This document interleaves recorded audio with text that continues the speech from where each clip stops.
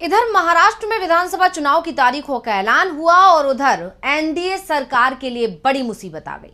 खबर है कि चुनाव आयोग ने एनडीए सरकार के खिलाफ जांच के आदेश दे दिए हैं और इसी खबर ने महाराष्ट्र सरकार की नींद उड़ा दी है, क्योंकि राज्य में चुनाव है।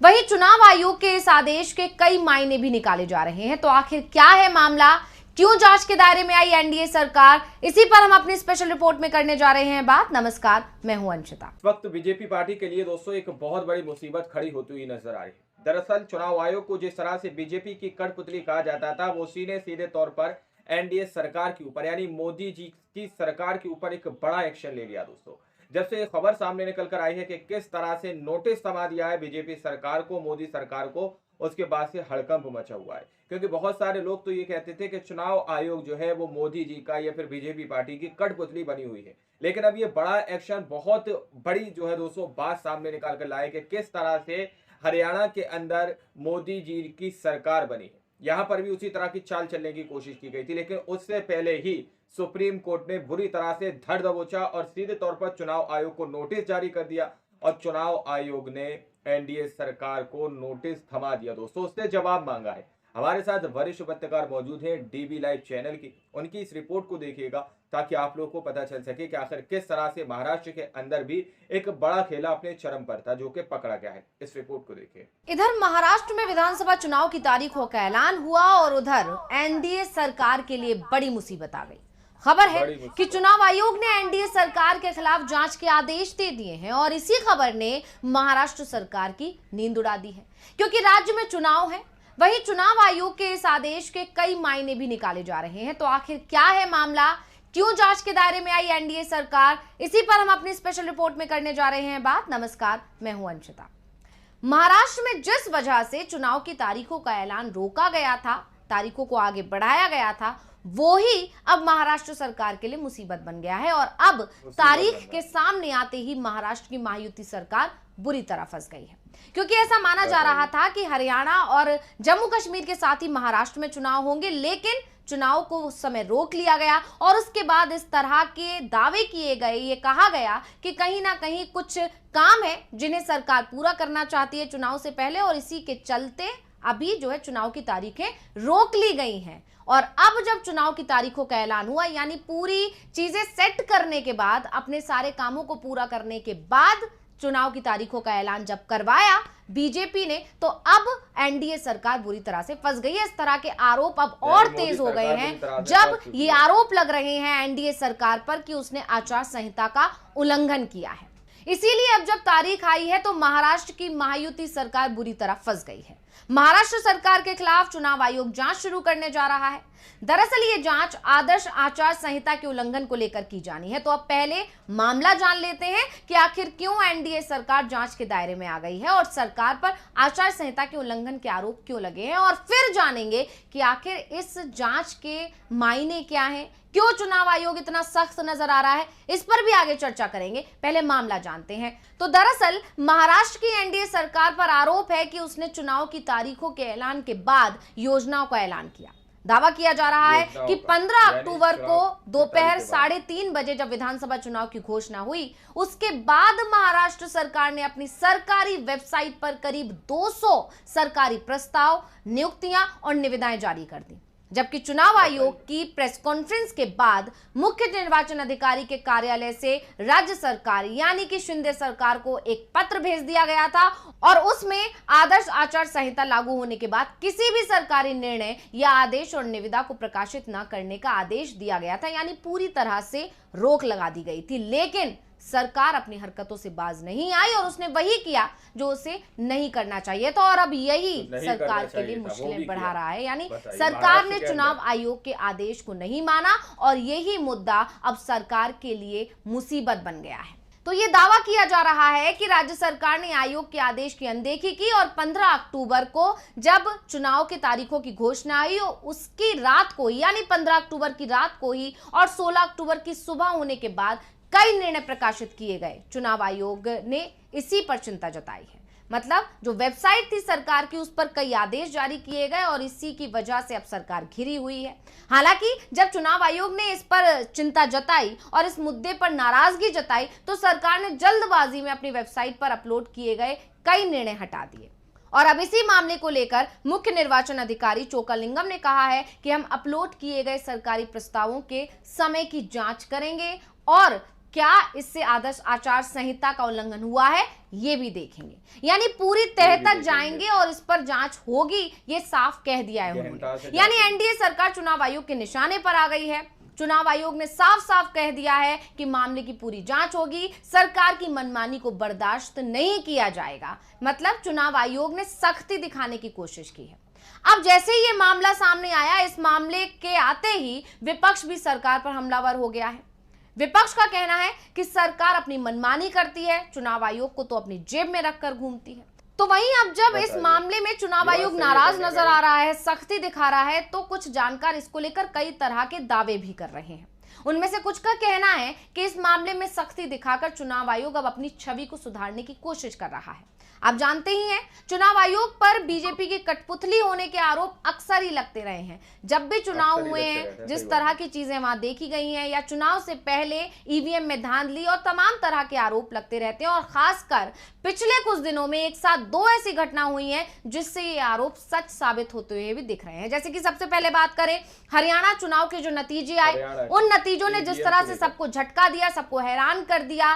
बीजेपी जीत गई, कांग्रेस हार गई। तो इन चुनाव के नतीजों ने ये आरोप लगा दिए चुनाव आयोग पर कि कहीं ना कहीं चुनाव आयोग ने बीजेपी की मदद की है, ईवीएम में धांधली हुई है, काउंटिंग सेंटर्स पर धांधली हुई है और उसी धांधली की वजह से वहां पर नतीजे पूरी तरह से पलट गए। मतलब ऐसे नतीजे आए जिसकी उम्मीद तो शायद बीजेपी को भी नहीं थी। यानी कुल ऐसा कहा जा रहा है, अब तो सुप्रीम कोर्ट भी ये मामला पहुंच गया, ऐसा कहा जा रहा है कि कुल 20 सीट्स ऐसी हैं जहां पर धांधली हुई और उसी की वजह से नतीजे पूरी तरह से पलट गए। जबकि रुझान ये बता रहे थे कि कांग्रेस की सरकार बन रही है वहां पर और 70 लगभग सीट्स पर कांग्रेस जीत रही है।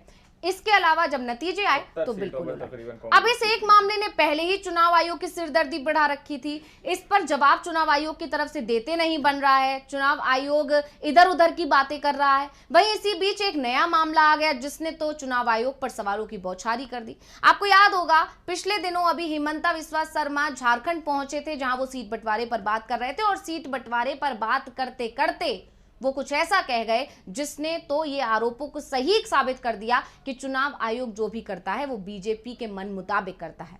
हिमंता बिस्वा शर्मा 14 अक्टूबर को झारखंड पहुंचे थे और उन्होंने कह दिया कि कल तारीखों का ऐलान हो जाएगा और उनके इस बयान ने बवाल मचा दिया, क्योंकि 15 अक्टूबर को सुबह ही सुबह चुनाव आयोग ने ऐलान कर दिया कि आज शाम 3:30 बजे तक चुनावों की तारीखों की घोषणा कर दी जाएगी। और इसके बाद जेएमएम ने इस मुद्दे को तेजी से भुनाया। सिर्फ जेएमएम ने नहीं, तमाम विपक्षी दलों ने इस मुद्दे पर चुनाव आयोग को घेरा, सवालों के कटघरे में खड़ा किया कि आखिर कैसे बीजेपी को पहले से ही पता था कि चुनाव की तारीखों की घोषणा कब होने वाली है। और इससे पहले भी एक बार ऐसा हो चुका है जब अमित मालवीय ने ट्वीट कर दिया था कि किस तारीख को चुनाव होने जा रहे हैं। तो कई बार ऐसा रहा है कि चुनाव आयोग बीजेपी के नेताओं की वजह से सवालों में घिर जाता है और इसीलिए अब एक के बाद एक कई ऐसे मामले निकल कर आ रहे हैं। वहीं सिर्फ ये 2 मामले ही नहीं, अभी पिछले दिनों ये भी दावा किया जा रहा था कि क्योंकि बीजेपी को पता है कि चुनाव आयोग कब तारीखों की घोषणा करेगा, इसीलिए कुछ दिन पहले ही, यानी चुनावों की घोषणा होने से कुछ दिन पहले ही बीजेपी ने एक के बाद एक कैबिनेट बैठकें बुलाना शुरू कर दिया। एनडीए सरकार ने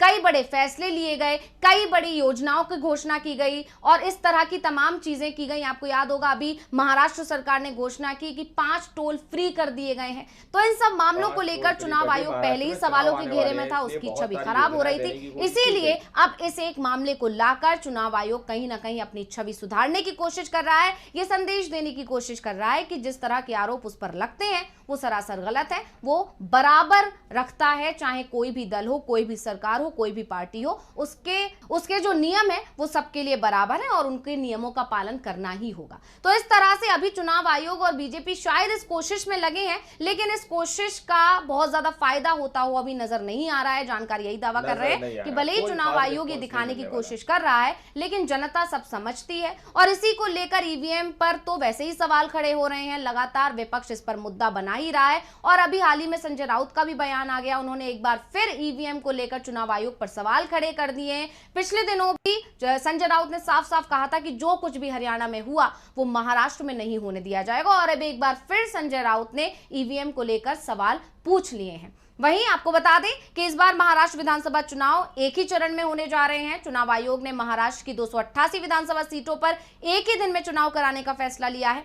महाराष्ट्र में 20 नवंबर को चुनाव होंगे और 23 नवंबर को झारखंड विधानसभा चुनाव के साथ ही रिजल्ट आएंगे। खैर, अब कोशिशें सभी दलों की तरफ से बराबर की जा रही हैं। बीजेपी अपनी मेहनत में लगी हुई है, कांग्रेस भी अपनी तरफ से पूरी ताकत झोंक रही है, एनडीए गठबंधन, एमबीए गठबंधन पूरी कोशिश में लगा हुआ है। तो अब देखना होगा कि वहां किसकी सरकार बनती है। इस रिपोर्ट को लेकर आपका क्या कहना है, हमें कमेंट करके अपनी राय जरूर दीजिएगा।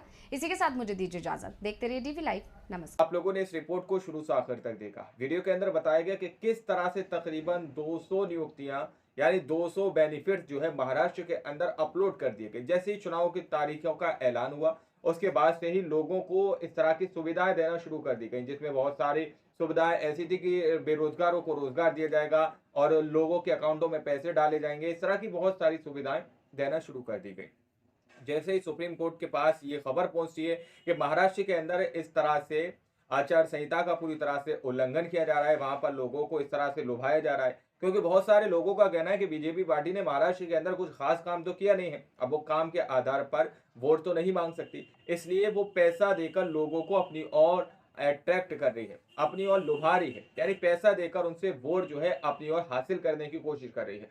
जब सुप्रीम कोर्ट की तरफ से चुनाव आयोग को सीधे तौर पर नोटिस जारी किया गया कि आखिर ये क्या हो रहा है और किस तरह से आचार संहिता का ये उल्लंघन किया जा रहा है, तो तुरंत चुनाव आयोग ने यानी राजीव कुमार सर ने इस बात को अपने आप को निष्पक्ष साबित करने के लिए एनडीए सरकार को नोटिस जारी कर दिया कि आखिर महाराष्ट्र के अंदर ये क्या कर रहे हो। और ये बात भी दोस्तों बहुत बड़ी है कि पहले से ही बीजेपी पार्टी के कैंडिडेटों को, बीजेपी पार्टी के लोगों को आखिर ये कैसे पता चल जाता है कि कौन से दिन चुनाव की तारीखों का ऐलान होने जा रहा है। ये अपने आप में काफी बड़े सवाल खड़े करता है। क्या चुनाव आयोग अंदर ही अंदर गुप्त तरीके से बीजेपी को कुछ बड़ी खबरें पहले ही ट्रांसफर कर देता है? क्या फिर जो है इस तरह से चुनाव आयोग जो है बीजेपी के नेताओं की वजह से फंस जाता है दोस्तों?